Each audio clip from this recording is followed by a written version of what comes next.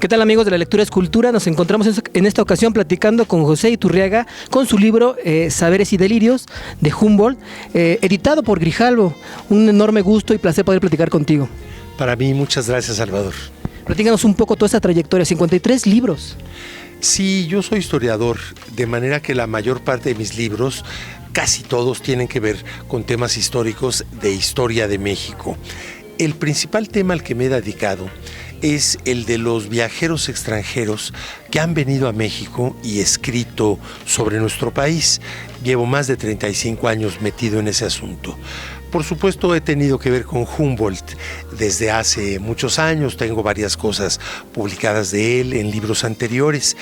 Pero surgió esta idea de escribir una novela histórica sobre el viaje mexicano de Humboldt, porque realmente sentó una base con el libro que él escribió al respecto, que se convirtió en un libro obligatorio para los viajeros que venían a México. Fue una monografía tan completa del viaje que realizó en 1803, 1804, que su libro lo había leído todo el extranjero que venía a México.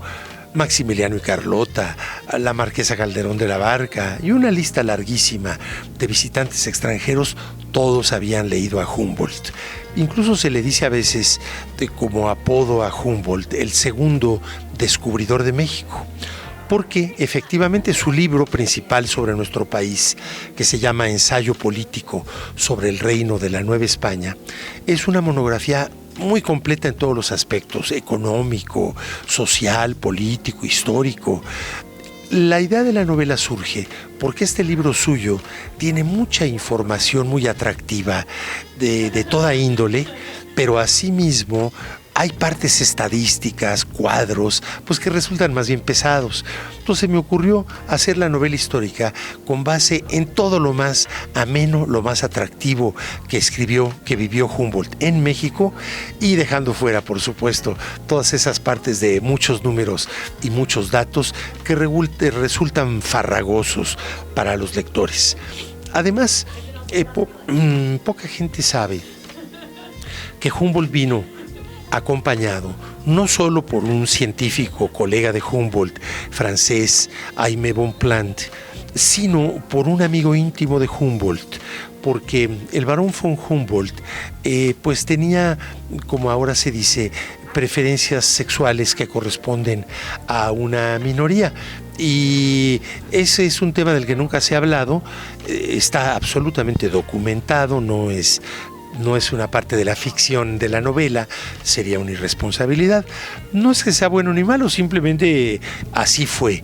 Y por eso el título de la novela es Saberes y Delirios. Saberes porque se refiere a ese enorme sabio que fue Alexander von Humboldt, sabio alemán. Y delirios porque era un ser humano, con pasiones y con delirios.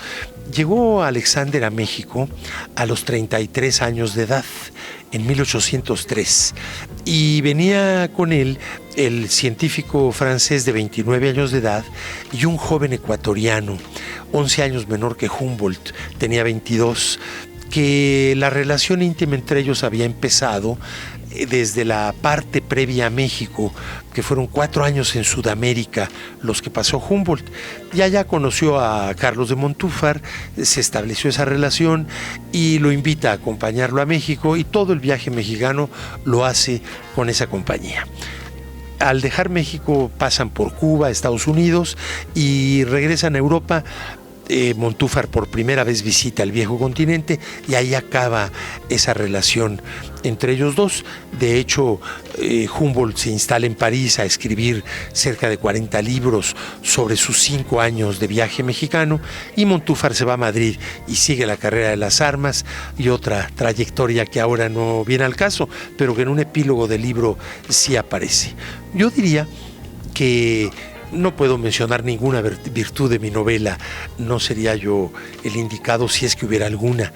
Lo que sí puedo decir es que está absolutamente documentada. Es una novela histórica documentada en todos los sentidos, el viaje mexicano, es su recorrido, a quienes conoció, a quienes trató, la relación con este joven, todo eso está documentado. Y claro, la ficción, pues el lector se da cuenta claramente dónde empieza la ficción, porque eso es muy importante, que hay gentes que les gusta aprender historia, no leyendo libros de historia, sino novelas históricas. Entonces un compromiso hasta ético por parte de quien escribe novela histórica para enseñar al lector, pero no desorientarlo. Entonces queda muy claro cuál es la ficción. Por ejemplo, no está documentado que en ese casi año exacto que estuvo Humboldt en México nunca haya desayunado, ni comido, ni cenado, pero es obvio que lo hizo, claro, aunque no esté en ningún documento. Entonces, bueno, de las ficciones que la novela trae, pues son los banquetes, los ágapes que se le ofrecían, gentes que fueron amigas de él, es decir, son cosas de ficción no solamente posibles, sino probables, y es un pretexto también para que una inclinación que yo tengo, varios de mis libros, como 12, son de gastronomía mexicana, no recetarios, sino ensayos, pues es un pretexto para que aquí también ilustremos en temas gastronómicos a los lectores, pues con todos los banquetes que le damos a Humboldt. Claro, nos mencionas, es totalmente una novela histórica, por cierta forma, muy bien trabajada, muy documentada, como tú lo mencionas. De los personajes que no son reales, que son ficción, ¿son muchos o solamente metiste algunos para poder armar toda esta historia? Son muy aislados, ¿qué te diré? En el recorrido de Acapulco a México, pues unos arrieros.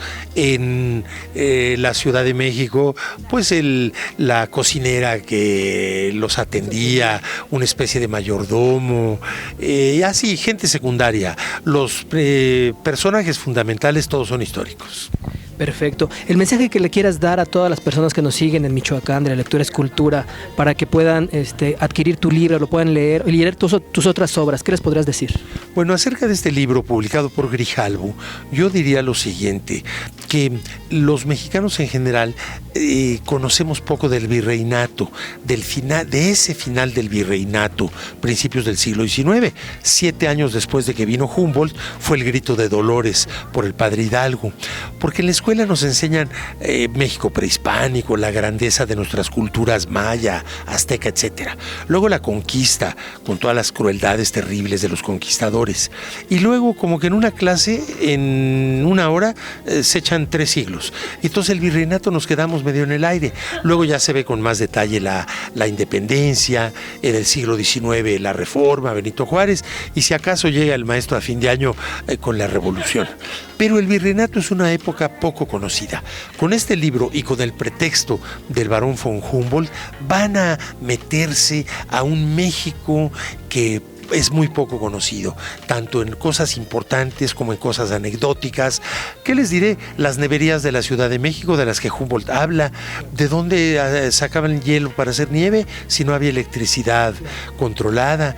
Bueno, pues bajaban bloques de hielo de los volcanes del Popocatépetl, del Iztaccíhuatl, en una mula, 2 bloques de 25 kilos para el equilibrio, envuelto cada bloque con mucho zacate, con costales, y a lo mejor llegaban a la Ciudad de México la mitad del hielo, pero nunca faltaban nieves en la Ciudad de México, nieves riquísimas de frutas. Bueno, Humboldt le fascinaban. Ahí está, nos están dejando con un buen sabor de boca para que todos tomemos este libro, Saberes y Delirios de Humboldt, libro de José Uterriaga, y que lo estará usted viendo ya en las librerías allá en nuestra hermosa ciudad. Por favor, unas últimas palabras para despedirse de nuestro público de la lectura es cultura. Bueno, pues me da mucho gusto que aparezca en Michoacán, porque de los estados de la República con un más alto nivel de cultura es precisamente el estado de Michoacán, su capital, una de las ciudades más hermosas del país, y efectivamente con un nivel cultural que otros estados ya lo quisieran. Claro, ahí ya lo escuchó usted. Muchísimas gracias a todos los amigos de la Lectura es Cultura. Esta fue la entrevista que tuvimos con José Iturriaga, que estaremos platicando más de esta obra y más autores en esta Film Expo 2015. Seguimos en contacto, no le cambie. Nos vemos.